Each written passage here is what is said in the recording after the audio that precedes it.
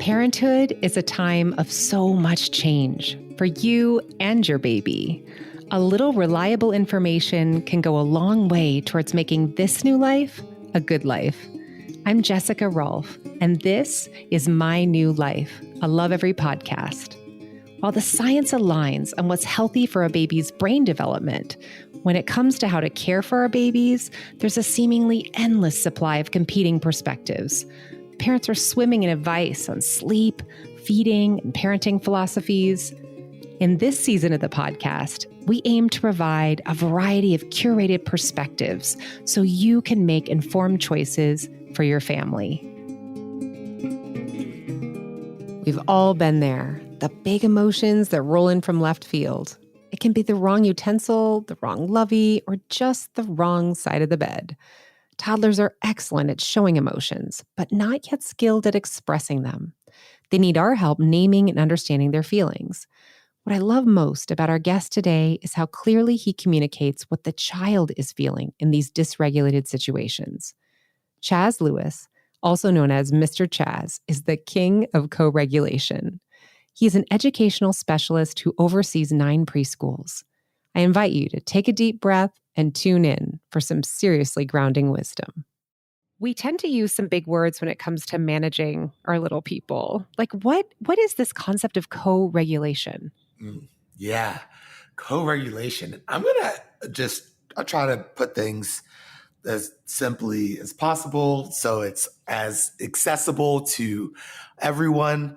And co-regulation is really just the process of being present with another person and helping them regulate and get to a more balanced state. I think about regulation as balance, right? When you're regulated, you're balanced. You feel balanced. Regulation, you feel good about what you're doing for your situation.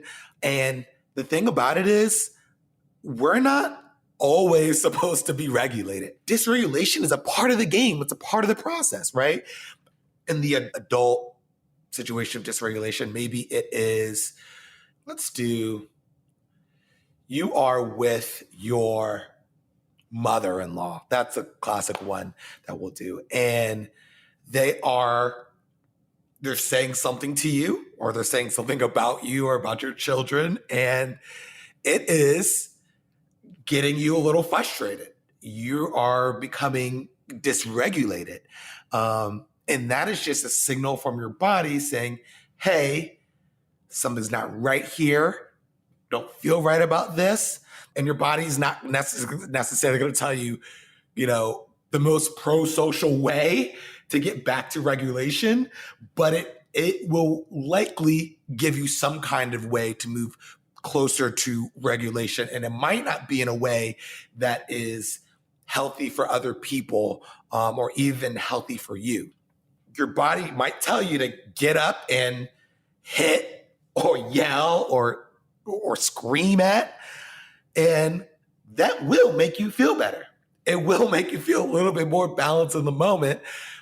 And that's why we're inclined to do it. And that's why we want to do it. And that's why young children, bite and hit. And that's why we get, amped up and we, yell and hit, slam things on the ground or whatever. But there are better ways to get back to regulation. And that's what we have to practice and teach our children.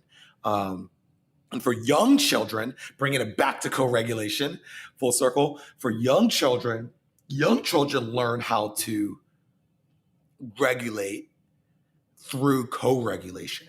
They really need a lot of co-regulation. They need an adult who's able to self-regulate, to go in and be present with the child and help them regulate and get back to regulation in healthy ways.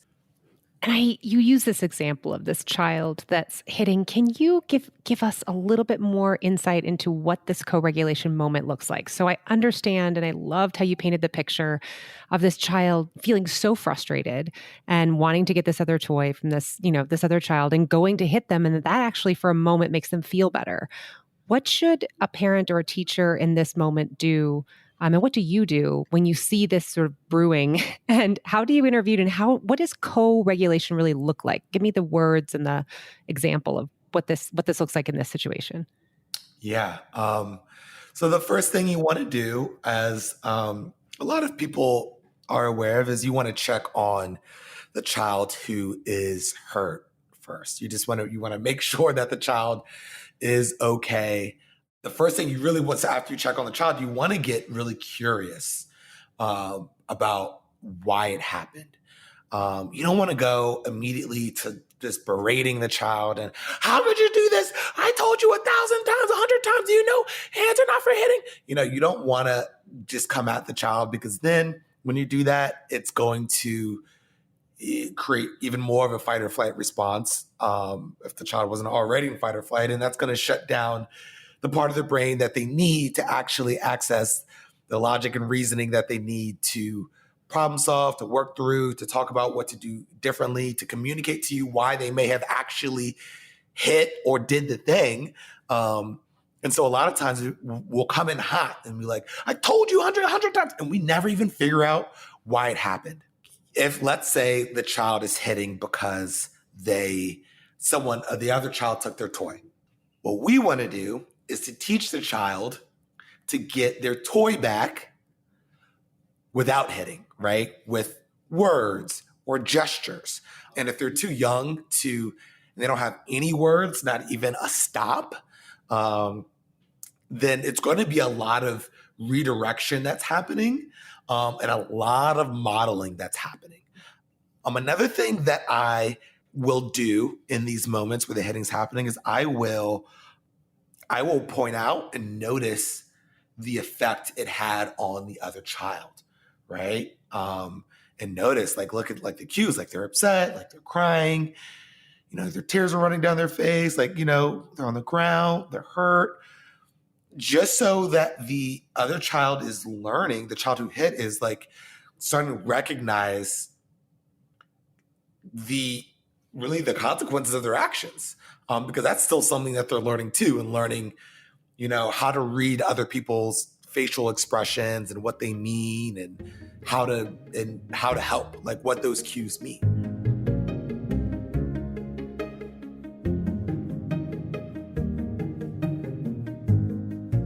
Lots of brain growth happens in the first 3 years of life.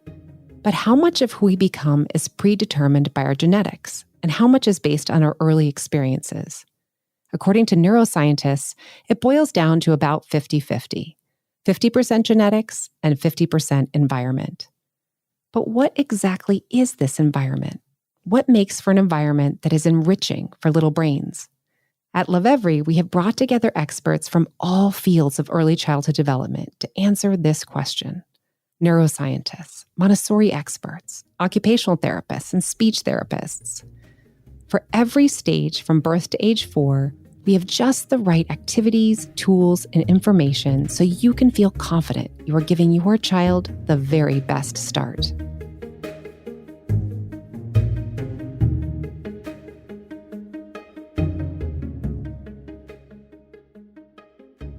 I remember seeing on your account a story about how all these children were really interested in the cicadas that were out, and this little girl really wanted to tell a story about butterflies, and she was speaking louder and louder and wanted people to listen to her important story about butterflies. And finally, she just yelled at these kids and stormed away. Can you talk to me about how you were able to connect with her? Yeah. So this was a 3-year-old at 2, 3, 4. They're really learning. Words are so new to them. They will, when they do get frustrated and overwhelmed, dysregulated, and things aren't going their way, one way that they try to get things to go their way is through a physical means. It's through hitting or shoving or grabbing, because it works and it's within their skill level. That's something that they learn to do when they're very young. Now, using words when things aren't going their way, when they're really emotional, that's a really tough thing to do. And I saw how she was getting amped up and getting more and more flustered and frustrated as she was trying to talk to her friends who were just enamored with the cicadas. And, years ago, it might have been something where I might have intervened and said, hey, like, she's trying to tell you guys something. She's trying to talk to you guys. So why don't you guys listen?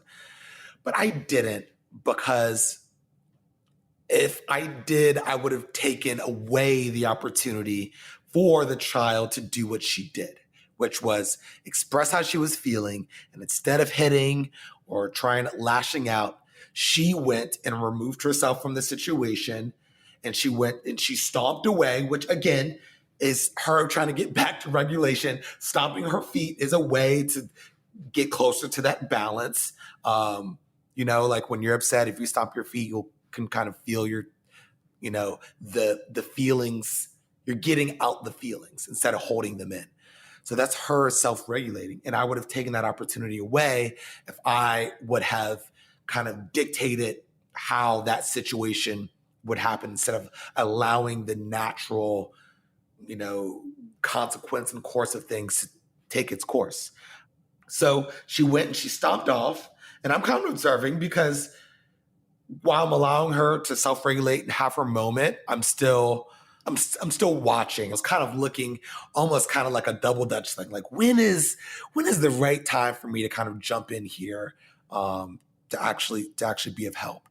And when she stopped kind of walking around, which again, self-regulating, and she sat down and she kind of went into herself. She put her knees up. I wish you guys could see me right now, but she put her knees up and she put her head like on her knees, and she was kind of like curled in the corner.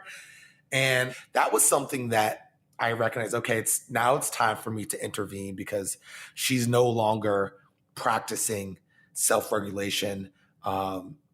She's at this point wallowing in her hurt.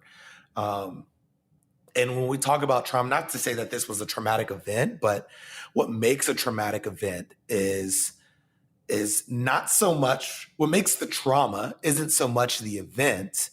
It is how the event is processed. And people who are alone and aren't able to process it with someone, or they don't have the skills or the understanding to process it themselves, like, that's when the trauma comes up, and that's when the hurt like really sticks. And that's not healthy. So at this point, I intervene, and I kind of start to notice her feeling.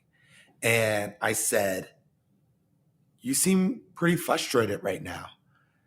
And she responded to me, "Arr."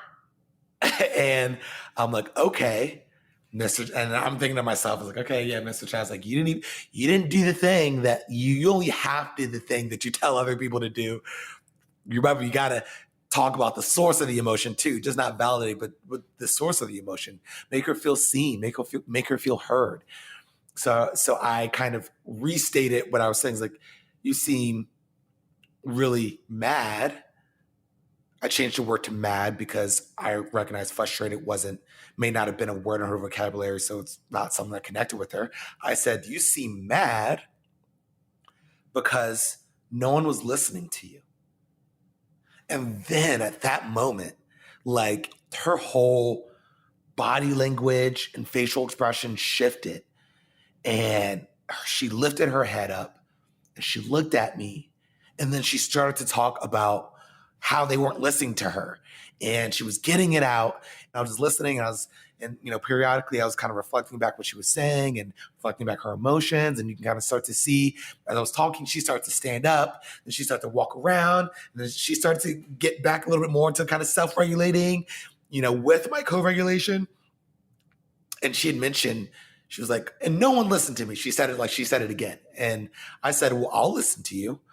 And that was kind of like my kind of problem-solving moment for her, of just, hey, yeah, they weren't listening to you, but guess what? There are other people who may listen to you. Maybe that group of people, they were interested in something else at the time. I threw in a little bit of perspective taking, a little bit of like, yeah, you really wanted them to listened to your story about the baby butterfly, but they were really excited about the cicadas. And I don't think they've ever seen cicadas before. This is something that's really new to them. And I added a little bit of that in there because, again, that perspective taking is so important.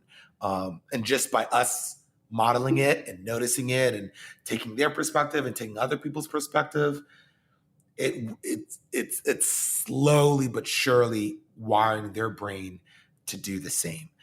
So not only was I able to, do a little bit of, a lot of co-regulation, but also was able to practice a little bit of empathy and perspective taking. All of these things are tools that we can practice as adults.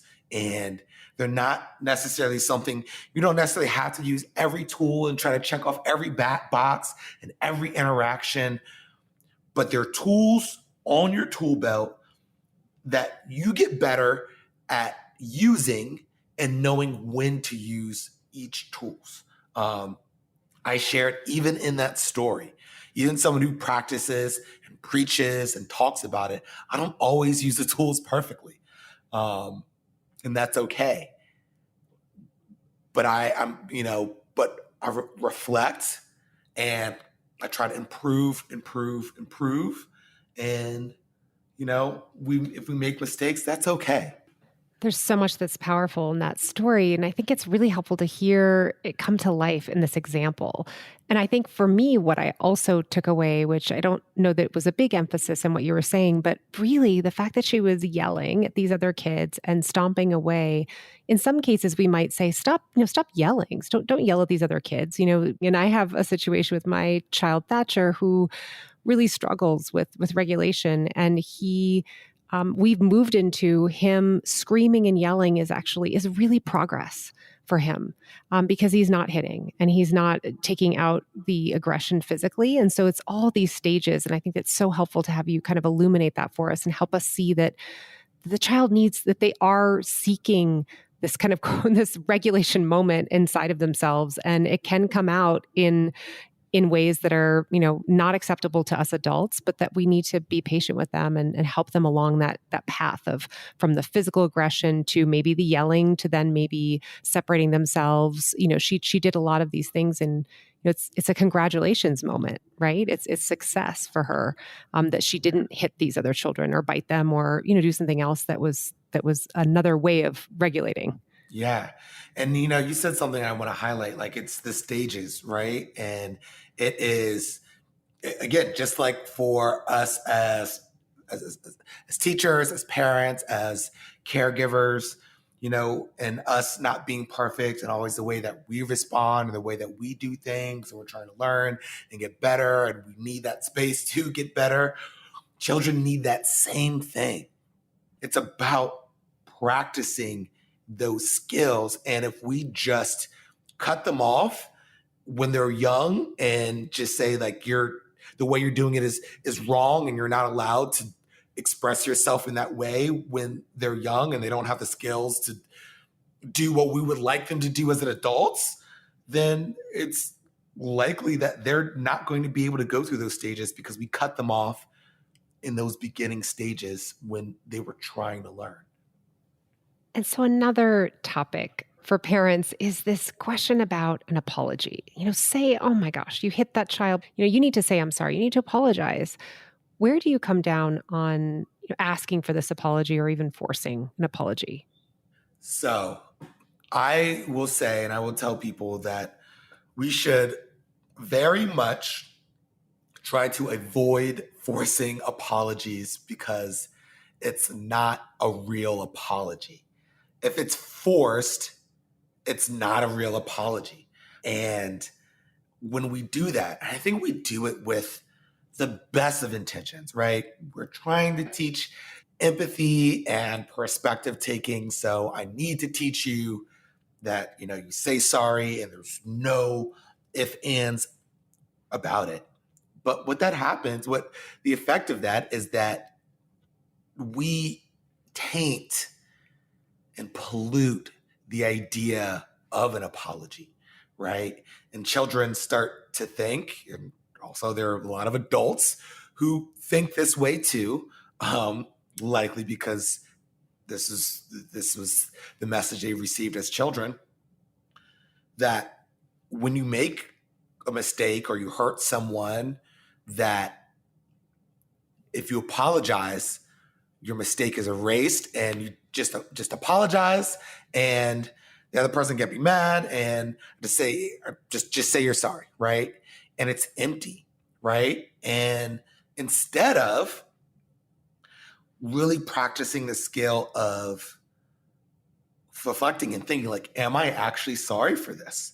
What was the effect on, what was the effect of my actions on the other person? And when we come in, we're like, say you're sorry, say you're sorry, say you're sorry, especially when we're really forcing it, like the focus is no longer on how can I genuinely and authentically kind of repair this relationship? How do I feel about what happened? The focus is on, you're wrong, so you need to do this thing that I'm telling you to do to make it better. And that's all you need to do. And a lot of times it ends there, as opposed to talking, like helping them process what happened, how the other person felt. And you can encourage an apology. That's the other thing I want to make clear too. Like, I'm fully on board and fully support encouraging apologies, right? And just, and like reminders of just, hey, like, is there something that you want to say? Like, you really hurt Susan when you pushed her to get in front of the line. And look, she's on the floor and she's crying, she's hurt. Is there something you want to do? Is there something you want to say to make it better? And then it gives them an opportunity. Now they have an opportunity to think, they are on the ground. She is hurt. What can I do? Maybe they don't know. And you can give them some suggestions if they're, especially if they're really young, you haven't gone through the process very often. You can give them some suggestions. Like you could help her up. You could apologize and say you're sorry. You could, write a picture for her. You could give her a hug. You could, ask her to play with you. You can bring her to the front of the line. You can let her go in front of you. There's so many different ways to repair that relationship that is so much more authentic and genuine. And when we do that, we are helping them think about how to repair relationships in that way. And anyone who has been in a relationship where they've been hurt, I think can attest to the importance of knowing how to repair a relationship. I don't want to intentionally shame my little children, but I do think I do it anyway sometimes. And I think that what would help me to be more self-aware is have you explain for all of us, what does shame specifically look like? Let's imagine I have a 2 or 3-year-old. What kinds of examples can you give us parents that help us understand so we can see ourselves a little bit in a different light? Yeah. So I think, first thing I want to say when talking about shame is kind of like identifying what shame is.